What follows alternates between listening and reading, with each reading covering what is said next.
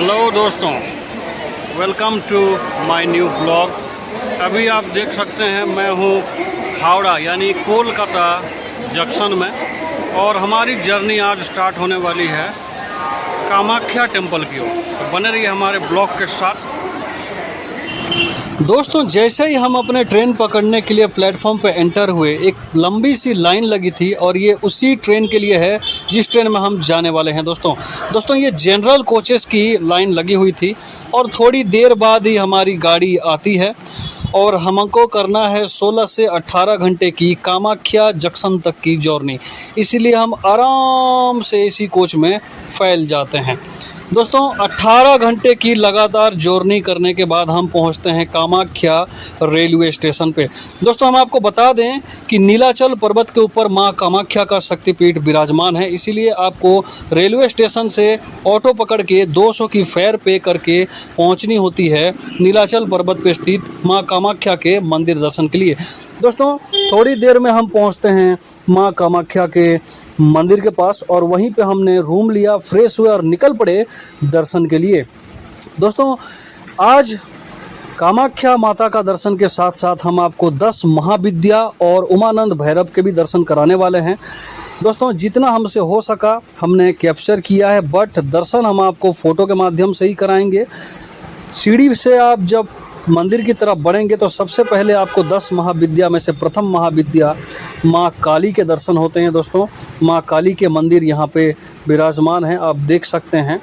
और माँ काली के मंदिर के जस्ट बगल में आपको माँ तारा का मंदिर देखने को मिल जाएगा, आप वहाँ भी दर्शन कीजिए। 10 महाविद्या में से तीसरे पड़ाव में हम माँ छिन्नमस्ता को जानते हैं, बट ये मंदिर माँ तारा का है। और दोस्तों माँ तारा के मंदिर के जस्ट बगल में ही आपको मिलेंगे माँ छिन्नमस्ता, जो कि 10 महाविद्याओं में से तीसरे नंबर पे आती हैं, माता छिन्नमस्ता का मंदिर। दोस्तों आज की इस ब्लॉग में कामाख्या टेम्पल की हम आपको 10 महाविद्या और उमानंद भैरव के दर्शन कराने वाले हैं।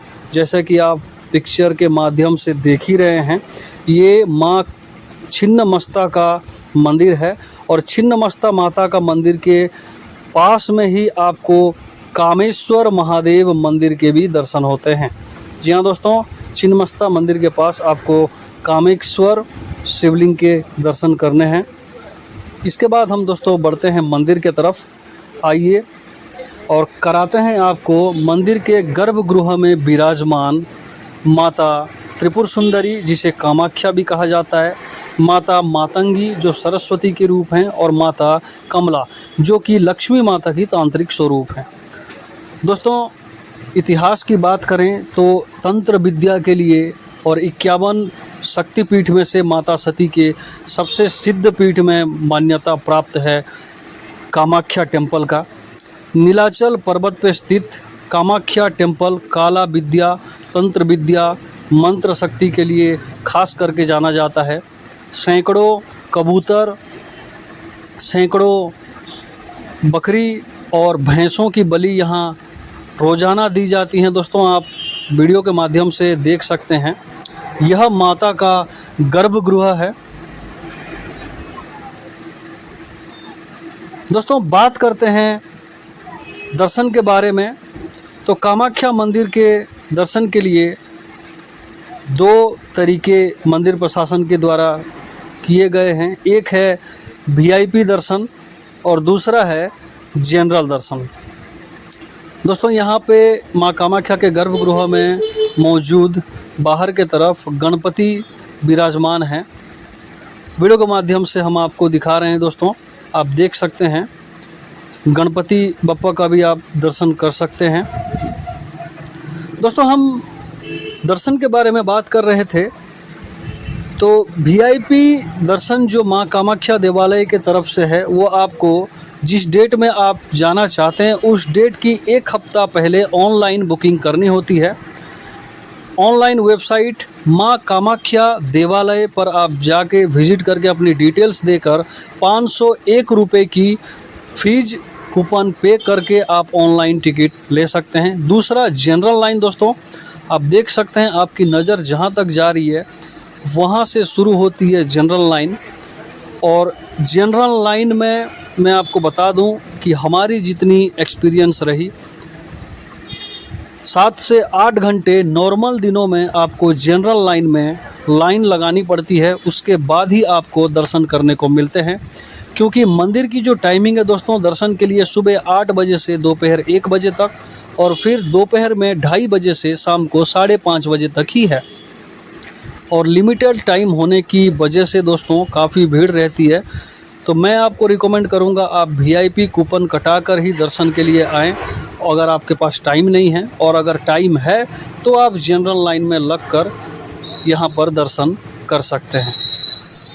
दोस्तों बगल में ही हमारी वेटिंग हॉल थी, क्योंकि हमारी ऑनलाइन टिकट थी VIP दर्शन के लिए, जो हमने 1 हफ्ते पहले ही ले लिया था। और यहाँ पे हमको 1 घंटा बिठाने के बाद दोस्तों दूसरी स्लॉट में हमारी 2:30 बजे से 3 बजे तक की दर्शन थी। और जिनके लिए बिल्कुल ही टाइम नहीं है वो यहाँ पर आके इस गेट के माध्यम से मुख्य दर्शन की सुविधा ले सकते हैं।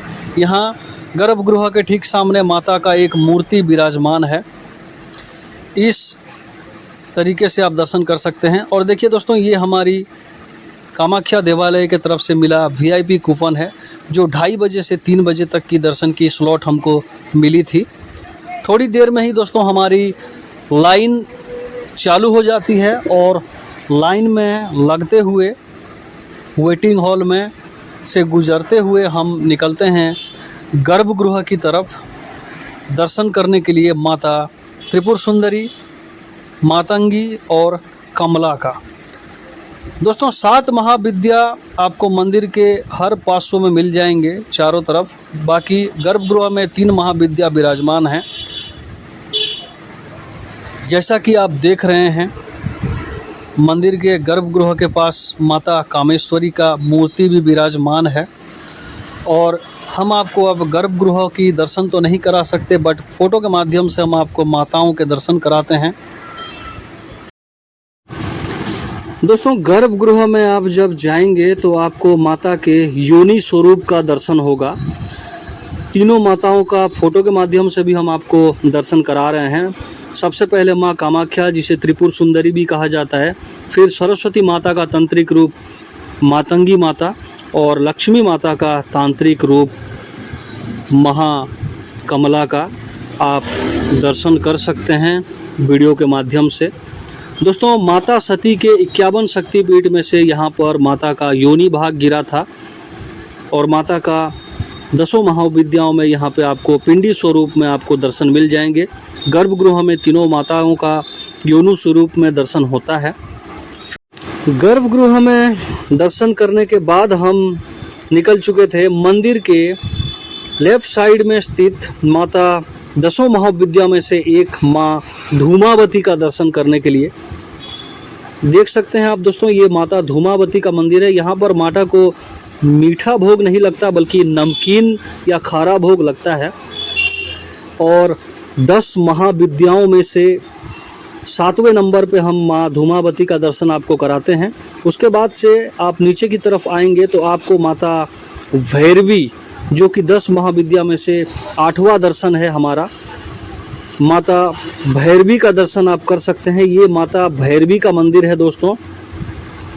जब हम यहाँ पर पहुँचे तो यहाँ पर पहले से ही किन्नरों के द्वारा माता भैरवी के मंदिर में तंत्र या मंत्र विद्या का कोई पूजा चल रहा था, बलि भी दी गई थी।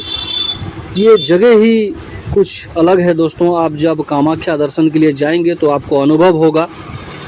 दोस्तों तत्पश्चात भैरवी माता का दर्शन करने के बाद भूख भी लगी थी, और हम आपको बता दें कि फ्री प्रसाद भोजन आपको मंदिर के एंट्री पॉइंट में ही लेफ़्ट साइड में मिल जाती है, जो कि दोपहर के 12:30 बजे से शाम के 4 बजे तक चलती है। यहाँ पर आपको कूपन कलेक्ट करके माता का प्रसाद सेवन करने का मौका मिलता है।